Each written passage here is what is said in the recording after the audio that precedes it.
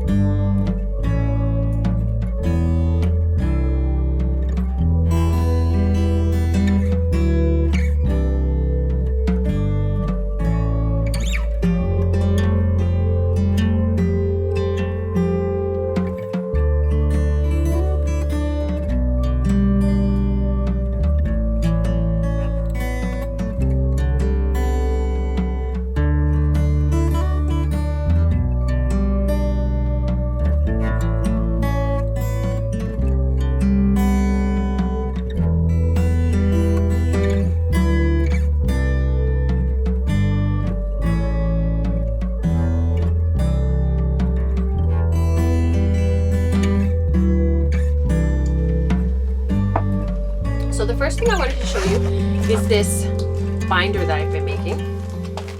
And I got the idea from my friend Katrina. So it's just a conventional binder. It's nothing special. But what I've been doing is putting my samples in. So Katrina makes these samples that she has at shows of all of the colorways of all of their different yarns. And I was trying to figure out how I could showcase all of my stuff and keep it all organized. And I haven't woven in all the ends of all my swatches, but I am working on it. And you'll recognize, those of you who subscribe to the How I Spin content, you'll recognize a lot of these swatches from years gone by and months gone by. This was our color study, our Finn color study. Anyways, I ended up just stapling them onto some cardstock and then writing all of my comments about them. So that's what I've been doing. And I have a whole bunch of empty blank cardstock ready to go. And I've been trying to organize them, writing some notes, because it's one thing to have my digital journal on Ravelry, but it's nice to be able to go through and have these actual real life samples, particularly for my students when I'm teaching, which I haven't been teaching very much recently just because of my schedule. But when they're only stapled down, you can actually see the back as well. So, which is really cool for a student, because then they can really have a look at the samples and see how different things knit up, weave up after it's spun. And of course, with the How I Spin content, because I do so much sampling for that every month now, because I do at least one knitted swatch and at least one woven swatch. And some months I do two swatches, or even sometimes more. I think the most swatching I've had so far is 4 swatches in 1 month, which is, you know, a fair amount of swatching. I really wanted to figure out a way that I could organize all of that and have it as like a journal, like that, a physical touch and feel 3D journal. And so that's what I've been doing. So it's been kind of neat. And I've been, the one thing that I really need is a long arm stapler. So I'm going to redo a couple of the pages once I get a long arm stapler, and then I can actually have them really nicely organized. But if anybody's been trying to figure out a way to organize their swatches and have them be accessible for, you know, yourself to look back, and notes that you want to have, or if you're teaching, or taking your samples with you to a festival or whatever, having them on display, that's what I've been working on, and it's so far working out to be a great way to organize my samples. All right, I finished. This is really, I'm only going to pop this in here really quickly because I don't want to go on and on about this, but this is my Disdarrow Ranch. So Lori, who's featured on the June podcast of Wool and Spinning Radio, this is her Romney mohair blend that I've been spinning and knitting, and I am finished the lace section, the lace portion of the body of my Sparkle Cardigan, which is a pattern by Joji Locatelli. And I am so excited because on the drive yesterday, that's what I was working on. So this is the body. It starts here where this hand is, and the ribbing has just started here. So this is the back of the cardigan. I'll hold it up and then you guys can see. This is the back. And I did lengthen it because I'm very long torsoed. And this is the arm sky here, and that's it, goes down. It's a lot of knitting. I am proud to say that out of the entire body of the cardigan, with all that knitting and having lace rows every 4 rows, I didn't make one mistake, and I didn't have to rip back once, which is pretty amazing, because I was knitting at swimming lessons, and I was knitting at the kids go to a CrossFit program once a week for 45 minutes. I was knitting there, so I was watching them, and I'm kind of knitting and watching them. I didn't make one mistake. I didn't put in any lifelines, and I just kind of said a prayer and kept on knitting, and it worked out. So once I'm finished the bottom ribbing, in the pattern she calls for just a conventional bind off. I'm gonna look up while we're here, probably this afternoon, because I'm almost done the ribbing at the bottom. It's only 2 inches of ribbing, and I've already done 1.5 inches. I think I might look up like a tubular cast off or something. I might do a different cast off for the bottom so that it's really super stretchy but really polished looking, rather than just a conventional bind off. So I'll report back next show about that, because that'll be done by then. So that is that, and I'm not going to go on and on about that because I've talked about it a lot in other shows, and the construction and how it's worked and working with my hand spun and all that kind of stuff. So we'll cover that even in a lot more detail once I start the sleeves and get knitting, get closer and closer to finishing that cardigan and finishing that project. Let's get it clear in front of me here. So we've started a new segment called Spinning Growth, and the intention of this segment, and I talked about it, like I said, in episode 97B, is to explore some of our skeins of yarn that we make that we're just like, oh. And it's not that it's a bad skein, and it's not that it's not really well made or anything like that. It's just maybe something that we had high hopes for and it kind of flopped. And it's an opportunity for us to reflect on maybe some of the things that we could think about next time, and having an opportunity to grow from our spinning experiences, because that's how we grow, is from places of where things maybe didn't turn out really 100%. Not every project can be a 10 out of 10 or a knock it out of the park. So it's great to be able to talk about some of these projects that kind of went womp womp. So I will insert a photo here of our first project. This is from my friend Rebecca, who lives in Iqaluit up in Nunavut in basically in the Arctic Circle in northern Canada. Her and her husband live up there with their 3 daughters. And Rebecca is a very active member of the Ravelry group on of woolen spinning, and also on the Slack channel for our woolen spinning patrons. So if you don't know who she is, hop into either of those forums and you'll get to know her immediately. She's rebbiejaye is her username. So I'll insert a photo here of her yarn, and this is what she said about it. This is a great idea. I think I'll come up with lots of candidates. I'm really glad about that, Rebecca. Thank you. The above yarn was my first attempt at spiral plying. It started as an art bat, which I stripped and spun into a thick and thin singles. It made an okay spiral, but it doesn't have that wonderful quote-unquote bubble look that I love so much. There's one little orange section you can see in this photo right in the middle of the skein on the left that has the bubble look. I'm not sure what was different there. I'm not sure how to get closer to that look in the whole spin. Maybe I had the tension too high. Anyway, my wheel is really not great for art yarn, so at this point I don't have much control. This disappointment was also a quote-unquote snack spin. After a long sweater spin, I had to stop myself the other day from doing this with a really nice bat. It's a short in-between spin, but I want to be sure to put in enough effort to make a yarn that I like. So very similar to the yarn that I had shared last time. It was a snack spin. It was an in-between spin. You're coming off of the high of a really long spin and feeling a bit overwhelmed and tired. And then you take on sort of this project that's really exciting because you're working with this bat that you maybe normally don't play with, or maybe it's something that you're just looking for something different to play with. And unfortunately, it sort of falls flat because you're maybe rushing a little bit like I was, or you're feeling a bit like burned out on spinning all this stuff. So these really sort of snack spins, I love that phrase, sort of fall flat because they're too big, there's too much fiber, and really you're looking for a spin that's sort of like a quick and easy to come down off of after a big spin, like a sweater spin, or maybe a big lace spin, or maybe a hat spin. So one of the things that I have done the last couple of times I've been really craving a snack spin is actually a skein that I finished. So I'm going to share it now.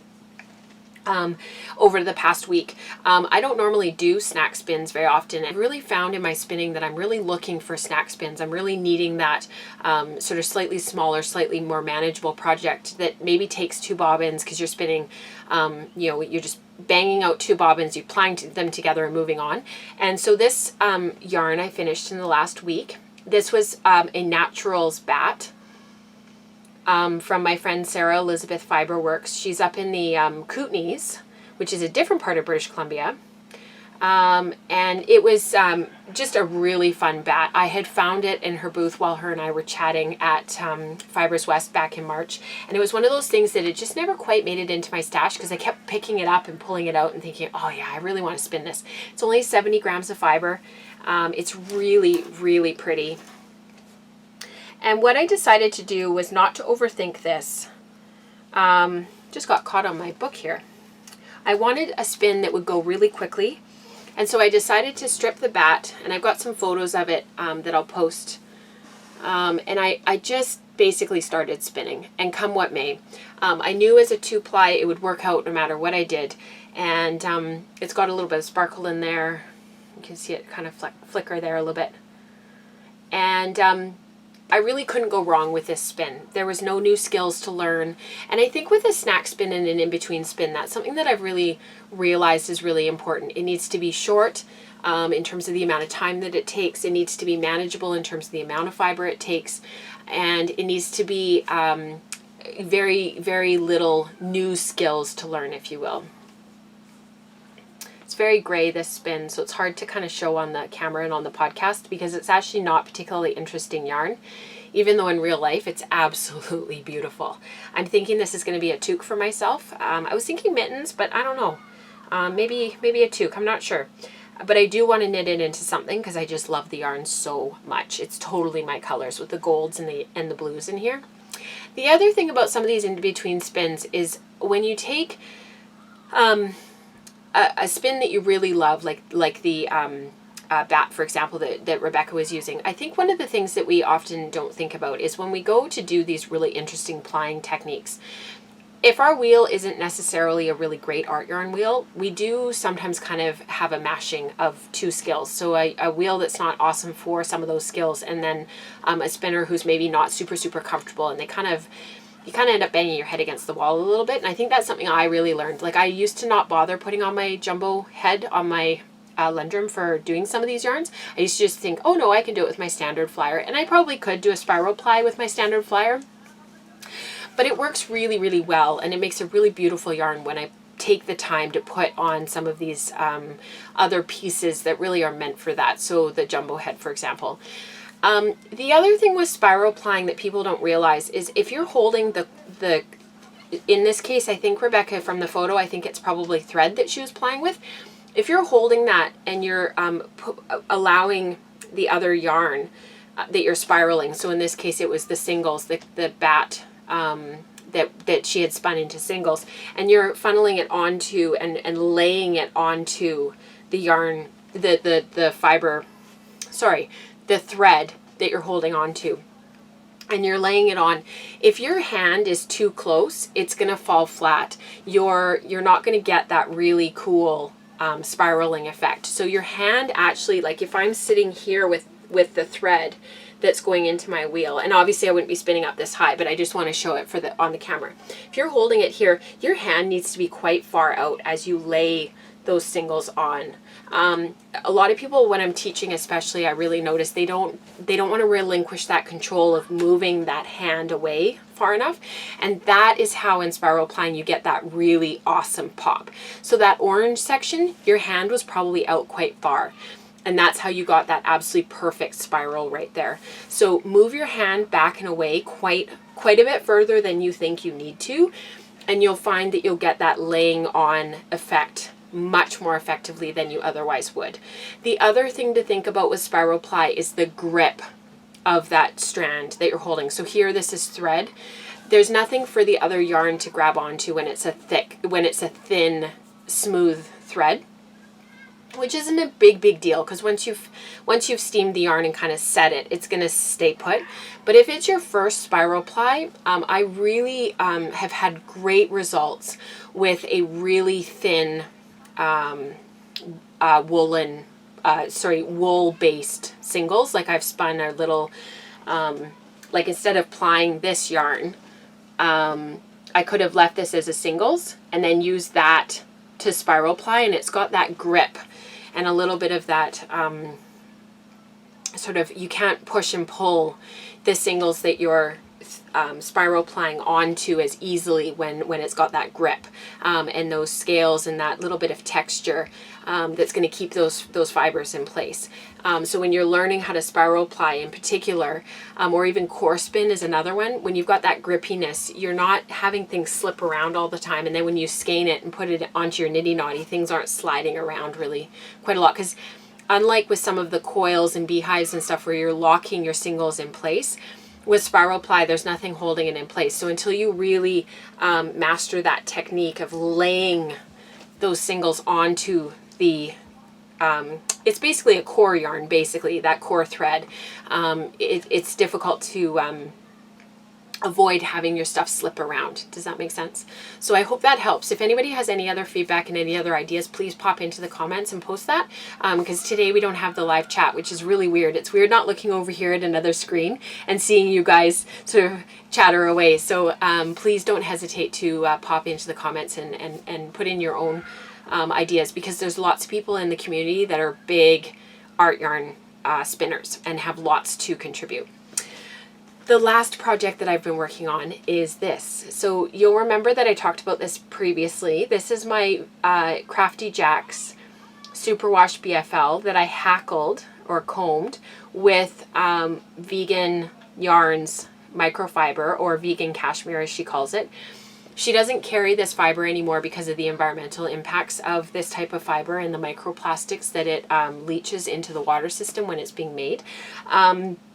However, she was liquidating it and getting rid of it, and I was able to get some of her yellow, and I hackled it, like I said, and spun this very high twist 2-ply. So I've inserted some photos and you guys can see what it looks like, but it's very smooth, very slippery. I did wind the singles back onto weaving bobbins so that I could ply it from the first spun end so that it would remain really, really, really smooth. My original plan was to chain ply this yarn, and then I decided not to because it was I was worried that it wasn't going to be strong enough, even though I'd put tons and tons of twist in it. Chain plying puts a lot of pressure onto your singles. Anyways, it turned out really well. It's just over 100 grams. I'm going to be knitting some socks out of it this summer, and I'm excited to report back on how the microfiber wears in my boots over the summer once I got these knit, because we do a lot of walking and hiking and whatnot in the summer. And I'm excited to sort of see how the microfiber wears in my socks, because I'm not going to throw it out and not use the microfiber, but because I don't want to be wasteful, but I am aware of the environmental impact of some of these fibers and what it takes to make them, so I wouldn't buy it again, if that makes sense. So yeah, I'll report back.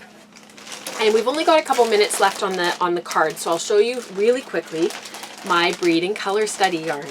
So I had shown you my 2-ply. This is a Breed and Color Study. It's going on in the Ravelry group right now. You can join. You don't have to buy the fiber. The orders have actually already finished. This is my 2-ply that I spun from the nest. Katrina carded all of this up for us. And this is my 3-ply. It was just a traditional 3-ply. I absolutely love this yarn and how it turned out. It looks like children's confetti, like on a cake. And then I took some of the nests and I blended them all up on my drum carder, and this was the results. And I also threw some Angelina in there just for fun. You can see it sparkling there. So I am finished my color studies. I've spun all of them up.